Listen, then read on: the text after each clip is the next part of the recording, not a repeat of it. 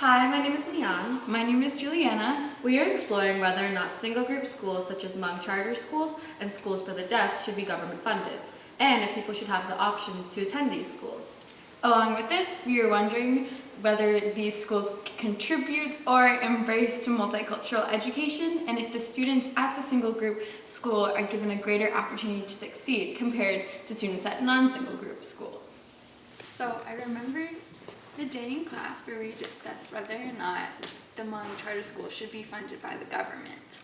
And at first I was thinking about single group schools, and I thought, well, no, there shouldn't be single group schools. That's segregating different ethnicities, different races, and how would multicultural education exist if that was the option, And a lot of people took that option. But then I started to think, I was talking with Mei-An after class, and I started to think about it in a deeper level, and I started to think about, well, what about the school for the deaf? When I was in elementary school, we had a deaf and hard of hearing program at my elementary school, and somehow, in 5th grade, I ended up playing with some of the deaf kids on the playground, and I was immersed into the culture and into the language, and I learned how to sign, and but in 6th grade, they all left and they went to the school for the deaf at Fremont. And I was thinking, well, isn't the Hmong charter school similar to the deaf school? They're both schools for a specific culture. And so that's when we kind of decided to start exploring, what's the difference between a deaf school or the Hmong charter school? What are the pros and the cons? Because both have been oppressed, and I feel like there should be the option for both to attend their own school, to be able to embrace their own heritage, and have heritage education. My school did a great job incorporating multicultural diversity within the whole school community. However, my experiences in specific classrooms were a little different. In 2nd grade, we started learning about Chinese New Year, which ultimately led to a trip to Chinatown. And this was the only time that my culture was talked about in the school curriculum. And so I felt like all the eyes were on me. And my teacher didn't single me out. She didn't ask questions only directed towards me. However, when my peers, my classmates, would ask questions, I felt like they were asking the teacher, but yet automatically looking to me to answer it because they saw that I was Asian and that I didn't look like all of them. And so I felt a little uncomfortable at times in the class, to the point where my teacher would come up to me and say, "Oh, are you okay? You seem disengaged from the conversation, whatnot." And I just said that it was just a little uncomfortable having all my friends look at me and come to questions and make me feel a little bit like I was an outsider. And so our trip to Chinatown was also a little sad for me, because many of my classmates were making fun of the environment that they were in, making fun of the smell, the people, the accents, just the whole community of Chinatown. And this is a place that I've been many times with my mom and other family members that I've really embraced. And so to see my classmates who I've actually grown up K through 12 mock my culture was it was just very sad to me. So I feel that if there are administrators, family members, people who want to create a safe place for their students and have it be a single group school, and if they are able to receive the funds, then they should absolutely have the option to create this school. And this can be a safe place for academics and social emotional growth and learning, and not just for those single groups, but also students who may be interested in learning about another group's culture, to the extent where they go through learning about their curriculum, their history, both American and whatever that group may be. And so I'm not regretting going to my school. I really did have a great experience. However, I know that there are students out there who also had experiences like I did when I was in 2nd grade. And if they wanted, and if their family wanted to put them in a place where they felt that they could grow academically, emotionally, very strong with their own single group, I believe that there should be an option for those students. My name is Jennifer Sartori, and I'm a teacher of the deaf and hard of hearing in Appleton. I have a self-contained classroom here at Appleton East High School, and I'm also an itinerant teacher, so I travel to Appleton West, two of our middle schools in the hospital program. Cool. Yep, I am Mrs. Tucker. I also work at Appleton East. Work closely with the teacher of the deaf. I go with the deaf students here to their classrooms. Some are mainstreamed and some are just in the self-contained classroom. And sign language is its own language. Own syntax, own everything. It's its own language. We understand it's a beautiful, complex language. And so even the word hearing impaired, we don't say hearing impaired anymore either, because to a deaf person, that's implying that their hearing is broken. And it's not. They're fine. They're deaf and they're deaf proud. And so we say deaf or hard of hearing now and not impaired. What is a deaf student's education like if they are mainstreamed into a public school? So just like any other student, they would go to class, and I would accompany them in the classroom. I would stand at the front of the room and they would learn just like all the other peers, with the addition of visual aids. I might be writing on a whiteboard or just keep directing their attention to wherever the visual aid is in the room. Otherwise, that's pretty much the same. Then they get pulled from the teacher of the deaf. They have one-on-one time with them, usually on a daily basis.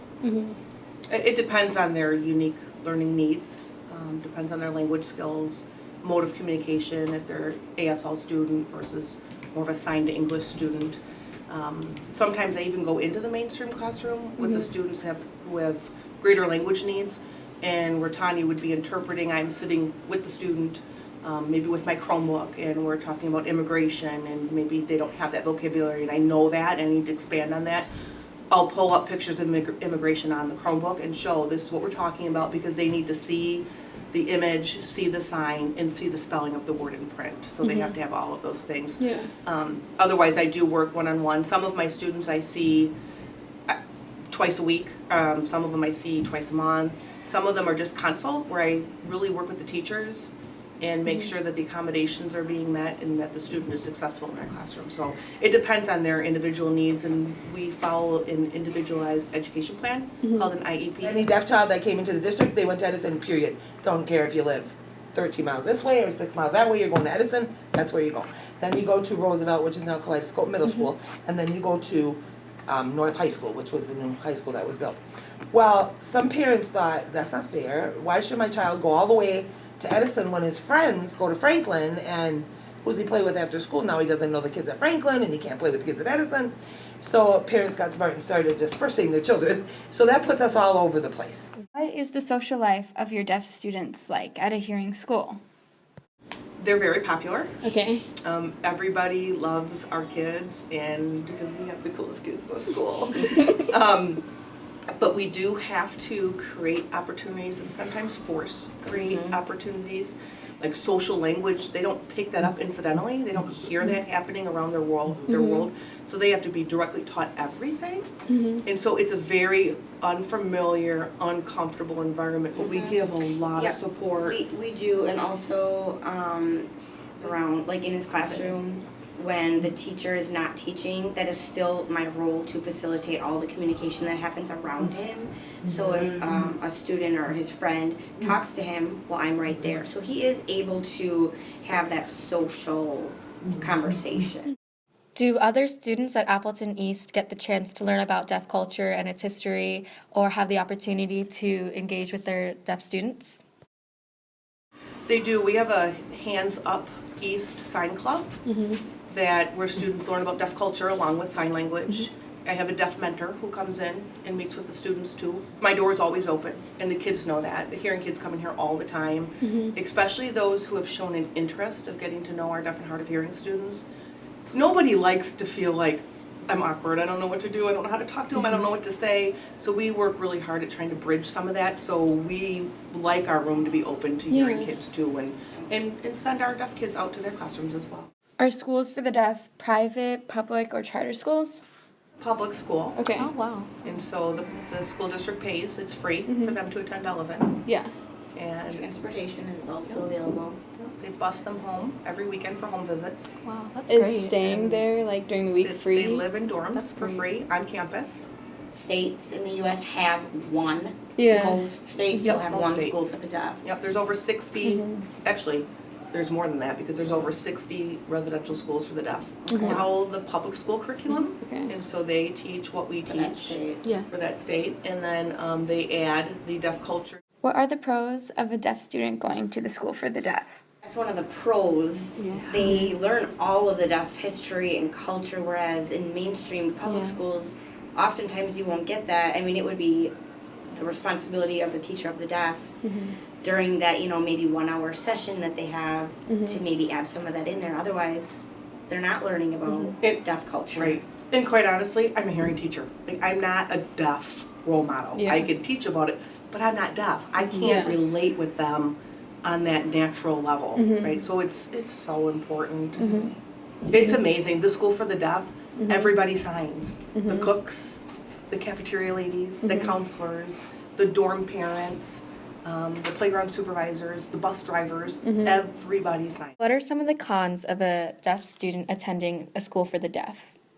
One of the biggest concerns I have way more pros than I have cons, but one of my biggest concerns is the students are there until they graduate at age 18, and many of these students, they go and when they're in kindergarten and they grow up at the School for the Deaf, then they come home to Appleton and they're strangers in their own environment. They don't have the connections that the kids who go to public school have as far as resources. Yeah. And you can lose your sense of identity too. Like they created like who they were there That in deaf Delavan, identity. and then they leave and they're like, all of that is gone, and they may not have those deaf connections here in Appleton. Deafness, deaf identity. There's the academic, which we understand, but that social, emotional piece is really big. And so often I'll see students come up to the high school in the public school here, and they'll have some pretty significant social, emotional issues. They're especially the hard of hearing kids. I think they have it harder because they have to play the game of nodding and understanding, and where they're trying to figure out, oh my gosh, what's everybody talking about? It's going so fast. There's turn taking. I can't keep up. They get to high school, they're tired, right? And so they tend to suffer a little more socially. Not all of them. I don't want to feel like I'm generalizing, but we do see that. They're kind of stuck in between both worlds. Their identity, like, are they deaf with deaf? Are they deaf with hearing? Are they, sometimes they don't even realize that they're deaf. Yeah. Right? That identity really pops up in the middle school, high school, those emotional challenges they develop. 10% of children, deaf children who are born to hearing parents, 10% of those parents learn sign language. 90% of hearing parents never learn the language to communicate with their own children. 90%. So any parent, Caucasian, Asian, Hispanic, doesn't matter. 90% of them don't learn sign language. Children with deaf parents have a far greater advantage because their parents communicate directly with them. And so their language development, their social, emotional health is on par with hearing kids because they have language. But because over 90% of hearing parents with deaf children don't learn sign, they don't communicate with their children, their language development is usually quite a bit behind hearing kids. How is the transition from going to a hearing school to a school of the deaf? Well, once they go, it doesn't take long for them to pick up the language and acclimate to the culture and find their identity. So the School for the Deaf is amazing. Are the students you work with from different backgrounds, and do you celebrate their cultures? We do. And we celebrate all of it. I love culture, so I first form a relationship with them of trust. I mean, you have to, and no matter what you do in life, relationship is the most important thing. And then as we get to know each other, I'll ask them questions. And so I am a curious person by nature, and I love to learn. So I have to say to my students, do you mind if I ask you some questions about your culture? If I ask questions that are too sensitive and I shouldn't be asking, please teach me, because I want to be respectful. But I also want to learn about your culture and because I find it fascinating. So I have a Hmong student who's actually learning how to be a shaman, and he's sharing with me his cultural shaman journey, and like I'm blown That's away so with what cool. he shares because it's so Yeah. personal. We learned that through the Hmong American Peace Academy website, the Hmong are a minority ethnic group who originated in China as early as the 3rd century. With the rise of communism, the Hmong were forced to conform to Chinese customs. After several wars with the Chinese, they started to migrate, where many Hmong people found peace in Laos. In 1975, the American Armed Forces lost the war, in which the CIA had secretly recruited many Hmong men to defend the Laos against communism. This withdrawal left thousands of Hmong in danger because of their alliance with the U.S. Without a safe place to hide or rebuild their lives, the Hmong were forced to trek along the Mekong River into Thailand for freedom. Eventually, this led to refugee camps, which gave Hmong the opportunity to come to America or other countries. After reading The Spirit Catches You and You Fall Down, we learned that since Hmong people were stripped of their original home, it was important for them to preserve their culture instead of assimilating into American culture. Since the Hmong have been deeply oppressed, not only can the school give opportunities to embrace Hmong culture, but also be a part of the American culture, and especially the American education system. If Leah Lee would have been able to be a part of the Hmong community, such as Hmong American Peace Academy, there may not have been a large cultural miscommunication issue, and there may have been a good chance that Hmong American Peace Academy could have more cultural brokers. Hi, my name is Yilang Yang. I went to Hmong American Peace Academy. What was history and English curriculum like for students? Did you learn about Hmong history, culture, and literature? And about the same things that any other high school would teach. I would say that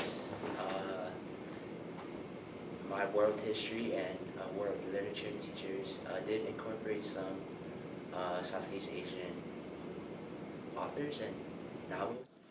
We were able to communicate with Kathleen Ronco, Chief Operating Officer of the Hmong American Peace Academy. What we are about to present are her words. HAPA is a public charter school that is open to any student residing in the city of Milwaukee whose parents and families choose them to enroll them in this school. Students at HAPA begin learning the Hmong language as soon as they start school in kindergarten. This continues throughout their time at HAPA so that the time they graduate, they can both read and write in Hmong. They begin learning about Hmong history in about 2nd grade. They have separate classes throughout their time at HAPA dealing specifically with all things Hmong, but in addition, a global perspective is woven throughout all history and literature courses. Learning to see the world from multiple perspectives and various lenses is the foundation of peace building, one of HAPA's 3 core goals. So, for example, not only do they read books from the traditional college-bound reading list, they also read books by Southeast Asian authors. What are the benefits of going to a single group charter school? You foster pride in your own ethnicity, and if you're a person like me who wasn't really that immersed with their own culture, you become proud of it, and you start to learn a lot about it. We had Hmong culture classes, which is kind of different from other language classes or foreign language classes. Hmong students attending HAPA gain a confidence they don't get in other schools. We believe that children who are allowed to gain a better understanding of their culture also gain a better understanding of who they are as a person. They are able to be themselves and to value themselves. This self-confidence goes a long way improving their educational outcomes, but it goes beyond schoolwork and into the rest of their lives. At HAPA, parents are able to be encouraged in their students' learning because they do not experience a language barrier. Educators specialize in issues relevant to this population. For example, the majority of teachers are dual certified in their age range or area of concentration, as well as holding ELL certification. Specialized training takes place around issues common to the Hmong community, such as the lingering effects of refugee camps and how poverty affects the Hmong community. Trauma-informed care was practiced here long before it became the new thing. Do you see any cons when applying or thinking about going to this school? I saw some cons. When I came to Lawrence, I wasn't prepared for the culture shock, being just with 99.9% Hmong students, you're shocked when you come to a predominantly white institution and you don't know how to act with them, and you know the difference in behavior and all that stuff. He's going there too, where you know that it was a pretty new charter school, so you know we didn't see the full educational benefit.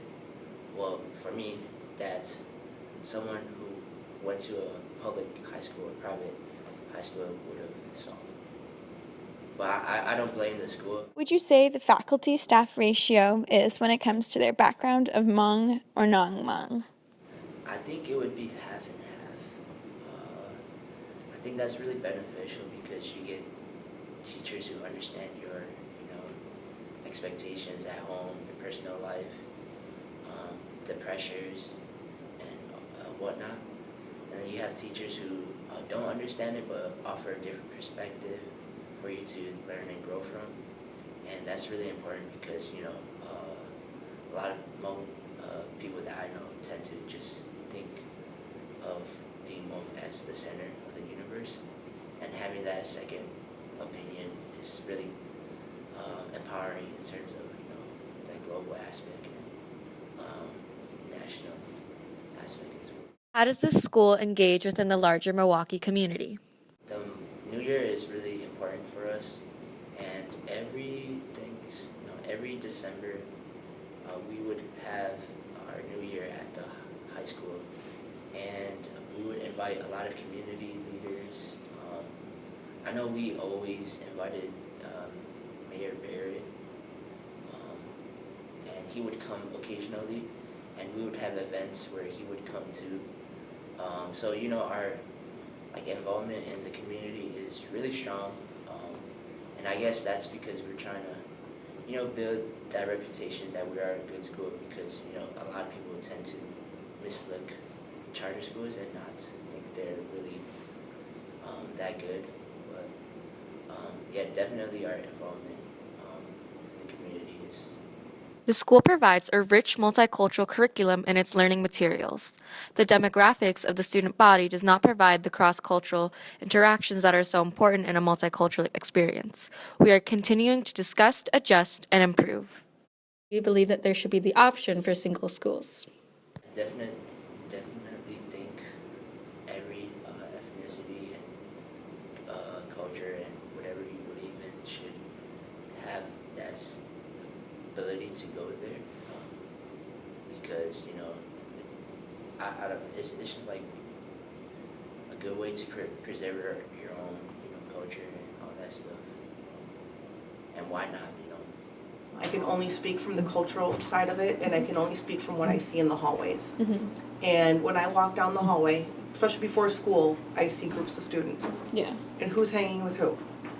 The jocks are hanging with the jocks, the Asian students are with the Asian students, the theater students are with the theater students. We flock to our people, right? Yeah. And that's just normal human tendencies. So I know in Appleton we have many Hmong students, and we have ELL classrooms. So we have self-contained Hmong or ELL classrooms, and they also go out into the mainstream. And so they do have that support, and there are many, many Hmong in the school. Our deaf kids don't have that, so that's different. They're very isolated in the public school. Yeah. Culturally speaking, oh my gosh, like there's things that the Hmong culture does that's completely different from what the traditional Caucasian culture does. And while I think it's important to be together, that complete isolation and separation, we don't have that. Like if I look at the Hmong culture, they still have verbal language, you can communicate. Deaf people don't have anybody to communicate with. So when they get to go to the school for the deaf, they have natural language happening, right? And so when it's a hearing versus a speaking versus a visual language, I do think there's some differences. I think there should be opportunities for cultures to gather together.